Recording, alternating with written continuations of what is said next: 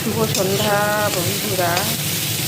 কারা এরকম খুব তাড়াহুড়ো থাকলে নুডলস বানানোর সময় এরকম কাটার সময় না থাকলে এরকম চপারের মধ্যে ভেজিটেবলস কেটে কারা কারা এরকম নুডলস বানাও? এই দেখো, আমি খুব তাড়াতাড়ি করছিলাম বলে এতগুলো সবজি, একটা বড়ো প্যাকেট চাউমিন করবো, তার এতগুলো সবজি কাটতে সময় সাপেক্ষ ব্যাপার। তাই ধুয়ে সব পেঁয়াজ, ক্যাপসিকাম, তারপরে বিনস, তারপর গাজর, এগুলো সব নিয়ে চপারে দিয়ে চপ করে নিয়ে এখন ফ্রাই করছি। ডিমও ফ্রাই করে রেখে দিয়েছি আগে থেকে, নুডলসগুলো সেদ্ধ করে রেখে দিয়েছি। তো চলো, নুডলস যখন হবে তখন পরের ভিডিওতে দেখাবো।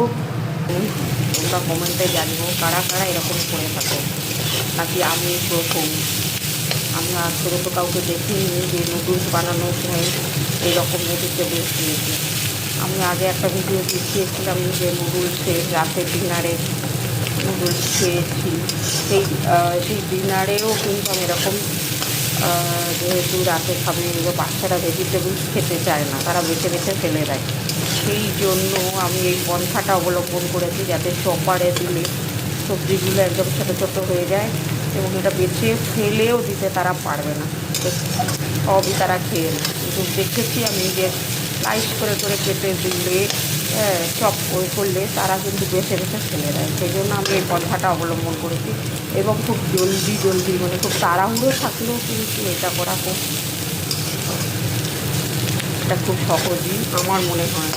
কিন্তু যে নুডলসের তার জন্য টেস্টের হেরফের হবে তা কিন্তু নয়। তো তো চলো, এই দেখো চাউমিনটা কিন্তু সবজি যে ভেজিটেবলগুলো যে চপ করে দিয়েছিলাম চপারে, দেখো দেখতেও ভালো হয়, কিন্তু বেশ কালারফুল হয়ে গেছে, কি সুন্দর হয়েছে দেখতে। এতে বাচ্চারা কিন্তু বেশ মজা করেই খায়। এতে কোনো সবজি বেঁচে ফেলে দেওয়ারও চান্স কম থাকে। সুতরাং আমি আমার বাচ্চাদের জন্য যখন বানাই এখন এইভাবেই বানাই। তোমরা জানি এটা ঠিক না ভুল, না কম সময় থাকলে হাতে এইভাবে করাটা শ্রেয়, কোনটা মনে করো তোমরা জানিও কিন্তু।